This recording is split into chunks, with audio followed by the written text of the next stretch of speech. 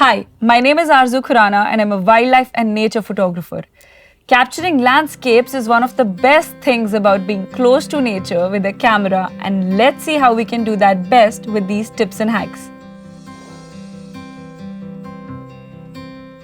A quick tip is to include the sky and the clouds in your landscape images if possible. The clouds can add that drama in your image. It is one way of clicking an ordinary moment and creating an extraordinary image out of that. Look around. Photography is about selective hiding.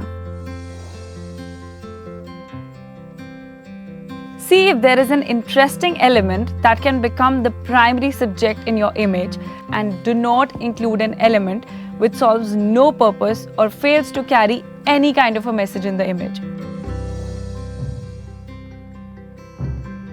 Consider adding an element in the foreground to add depth and perspective to the landscape images. This could be a rock, a patch of flowers, or any other interesting element that leads the viewer's eyes and holds the attention onto the scene. For example, in this image, the rock cave's presence adds a punch to the composition. Of course, it doesn't mean that you have to maintain a sharp focus on that element. You may have it blur away from the plane of focus as well. And when you're using your smartphone camera, consider shifting to Pro mode or Master mode to take advantage of all the manual settings. Okay, this is one of my favorite hacks. Always try and schedule your shoots during the golden hour. Photography is all about capturing the light, and good photographs are made in good light. Capture the landscapes during the primary hours, shortly after the sunrise or right before the sunset. You would end up capturing some amazing nature and landscape images. And in fact, with your smartphone's hypertone imaging system, you do not have to worry about the colors at all.